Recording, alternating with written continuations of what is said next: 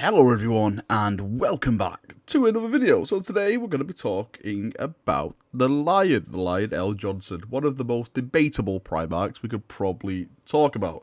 But the subject of this video is I'm going to be talking about what if the Lion returned instead of Roboute? What if the Eldar or whatever chose to wake up the Lion and place him at the head of the Imperium instead of good old Blue Boy Roboute? So let's jump in and let's have a little chat. So for those of you who don't know, the Lion is basically, well, he's not in stasis like what Roboute was. He is asleep on the rock. The Watchers basically lifted up his body and they took him somewhere secretive. He's forever been in this position he is now, where he's more or less unconscious. We don't really know what the power is behind his unconsciousness. Maybe it's like chaos put him in into a deep sleep or something like that. But all we know is that he's alive and he is technically uninjured. He's just asleep, and the Watchers are watching over him. So what would happen if the Eldar, with some of their technology, decided to say, "Hey, let's wake up this Primarch instead of waking up Roboute," and he came back and he was at the head of the Imperium? I personally think it will be a lot more hectic than it is now. And I say that because the Lion has one of the most, I'm not going to say weirdest, but one of the most debatable personalities out of all the Primarchs. Like with Conrad Kurz, you know where you stand. He's a psychopath. With Fulgrim, you know where you stand. He is a psychopath. With Angron, psychopath. Most of them are all psychopaths. But with the Lion, he can be really diplomatic sometimes. He can be really nice to talk to. He can give some logic sometimes. Then other times he can be the biggest a-hole / psychopath you'll ever meet in your entire life. This is why one of the main reasons I love the Lion so much. His personality makes it so much more fun when it comes to talking to him and the stories that can pop up, because he sees himself as basically the bee's knees. He is like the lead honcho. He is the alpha dog, let's say, in his eyes. Anyway, he wanted to be War Master back in the Great Crusade and everything like that. He felt like he deserved it because all his victories and his strategic brilliance on the battlefield and stuff like that. But of course, Horus got it, yada, yada, yada. So it really opens up this interesting pathway to the Lion, his thought process, and what he really wants to achieve. So on a personality level, I would have actually preferred him to return than Roboute, because I think it would have made the story more interesting. More interesting because I think one thing, which I know a lot of people dislike Primaris, I would like to see his take on the Primaris. Now, we know through the lore that Roboute was the one that put the orders in for the Primaris Marines from Belisarius Call. So when the Primaris Marines showed up with Roboute, he was like, cool, thank you very much, let's start using these guys, let's go out in the galaxy and start fighting.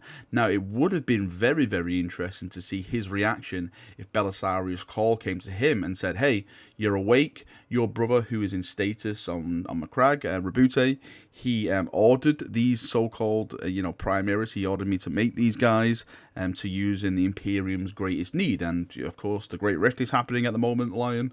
And here you go. Here's a brand new force. I'm wondering what his take would be. I think, because the Dark Angels being very, how do I say this diplomatically, very, very hard to work with, let's say, I don't think he would have took to him. I think he even would have gone as far as to have gone, no, kill them all, wipe them all out. How dare you even try and take the Emperor's design and trying to improve it. It was already improved because the Emperor did it, and whatever he does is basically the perfect picture.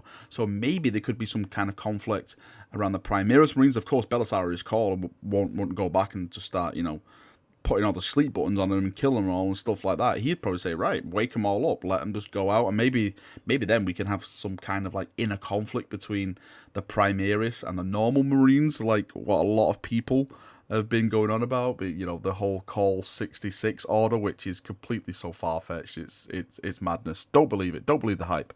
But if you look at it from a logical standpoint, the reason the Primaris were introduced in the story was to give the Imperium really the winning hand when it came to the Rift and stuff like that, to put them back on track as one of the guys who still could defend it and stuff like that, because without the Primaris Marines, let's face it, the galaxy would have fallen to chaos. I know there's some people that don't like Primaris Marines, but without their intervention at the time, then it would have been just absolutely dire for the Imperium as a whole, because it got split in two and stuff like that. And there's, conflicts like Baal and stuff, what happened in the devastation of Baal. The Primaris showed up with Roboute in the main story.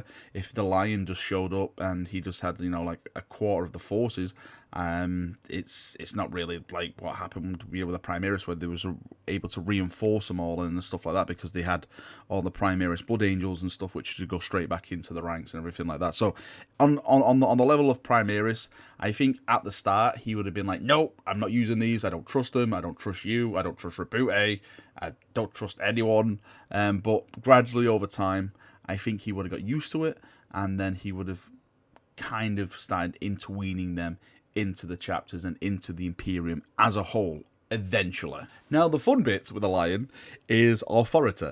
Now, we all know, since the Emperor has basically been on the Golden Throne, the Primarchs have all been gone, the High Lords of Terror have been running the Imperium. The Church has risen in that time. There's been a lot of, how do I say this, policies and politicians, let's say, and laws and stuff, which I probably think the Emperor wouldn't really agree on.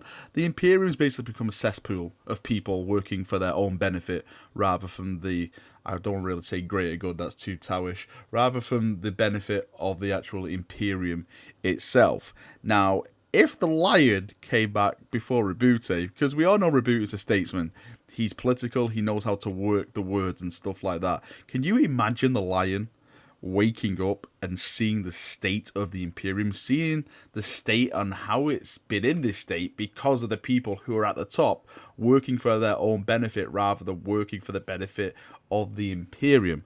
This is when Lionel Johnson shows off true Lionel Johnson. For me, I'd think the first thing he'd do is head to Terror, and he would kill every last High Lord of Terror. I mean, butcher them, butcher all their staff. He would start to take part all these corrupt organizations. He would lay the word down that the Emperor would hate this. Like Guilliman at the time, it's basically Guilliman's using them for his benefit at the moment. At the moment, there's really nothing in there which is causing too much harm. He knows, like, for example, the Imperial religion, he doesn't really trust it. He really dislikes it, but at the moment it's a service to the Imperium, and he's using it to his benefit, for the benefit of the Imperium and stuff like that. The Lion won't think of it like that. I personally think the Lion would go in, get out his sword, and just start chopping heads off. Start just butchering anything and everything in sight that has led the Imperium down this path of dark corruption and just mismanagement. And of course, that then causes a whole different kind of scenario where we're in now. At the moment, as I just mentioned, Roboute is working with these organizations, so they're sending the troops, and they're being very mature and kind. Well, I say kind, you know what I mean. They're all buddies for now, so there's no really inner conflict. Imagine the Lion going to the High Lords, chopping off their heads, chopping off like the head of the Church of the Imperium's head, and you're a heretic, how dare you? What are you, like Logar in disguise and stuff like that? Then that is just going to open the biggest can of worms you can possibly imagine. The Church would be like in full on retribution mode. They'd probably start like hunted Space Marines, started an all-out war with the Lion, calling him a heretic, maybe a false son of the Emperor himself. It'd be really interesting to see where the Custodes stood. I'm sure the Custodes would stand with the Lion, him being the son of the Emperor. Again, it all depends if the Emperor had an audience with him, like he did with Roboute. I think, personally, if he did come back, I think the story would stay the same, where, yes, the Lion would then go and have an audience with the Emperor, and it'd be so cool to see the Lion actually wielding the Emperor's sword, because this is all the Lion's ever wanted. He's always wanted to be like the head honcho, to lead the Imperium, to show it what he can achieve. And if he has the Emperor's, like saying like, okay, you are the main guy now, here's my sword of office, you are basically the de facto Emperor, go out, lead, crusade and take what is ours back. I think that is going to be like fun mode activated for the Lion. And don't forget, like, Roboute has fought his brothers as well. He's fought Mortarion and he's fought Magnus since, you know, his return. He's also fought some greater demons and stuff like that. And Roboute, as gifted as he is as a Primarch, I don't put him down as like a top tier fighting Primarch. Like, the top tier fighting Primarchs for me are like Angron, Sanguinius, Conrad Kurz, Rogodon, and the Lion. Let's say, of course, Jaghatai Khan. How can I forget Jaghatai Khan?